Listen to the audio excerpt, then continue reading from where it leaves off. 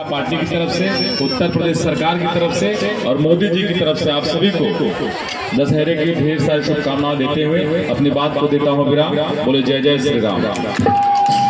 अंधकार को क्यों धिक्कारें, अच्छा हो एक दीप जलावे।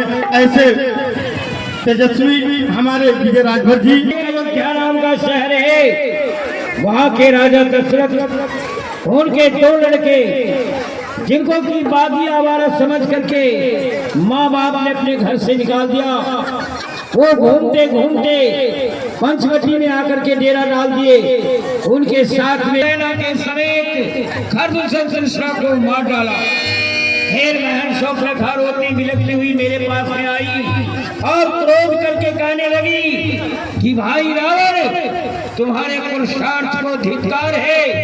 आज तुम्हारे रहते हुए मेरी ऐसी दुर्गति हो गई कि मैं अपने नाक कान से भीड़ हो गई हूँ। मैं बहन की दुर्दशा को नहीं देख सका। मैंने उससे उपचार के लिए सुखैन वैद्य के पास भेज दिया और मैं स्वयं मामा मारिच को अपना साथी बनाया, उसे सोने का बिल्ला बना करके और वहां पहुंचाया।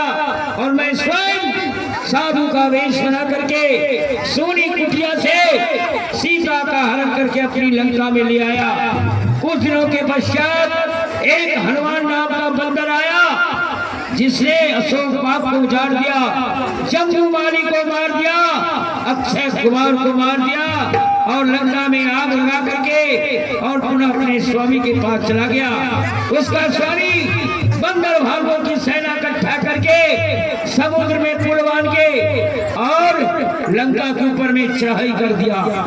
आज कई दिनों से घोर संग्राम हो रहा है। मैंने पहले संग्राम में पुत्र मेघनाथ को भेजा, उसने छोटे तापस को मूर्छित कर दिया, लेकिन वो औषधियों के द्वारा उसे भी जीवित कर लिया।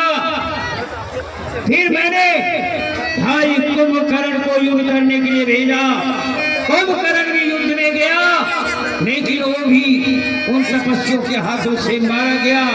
मेरा पुत्र मेघनाथ वो भी मारा गया। इसीलिए मैंने तुम्हें याद किया है। तुम मेरे पुत्र हो, इस समय मेरी सहायता करो और उन तपस्वियों से संग्राम करके और मुझे विजयश्री दिलाओ।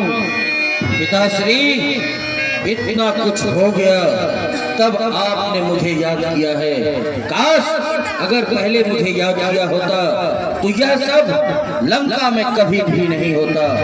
आप जिसे साधारण मानव समझते हैं वह साधारण मानव नहीं, जिसका एक छोटा सा दूत आकर आपके सारे सोने की लंका को जलाकर चला गया, फिर भी आप उसे तुच्छ मानव समझते हैं, जिसके हाथों से हमारे चाचा कुंभकर्ण, हमारे भाई मेघनाथ ऐसे वीर धाराशाही हो गए।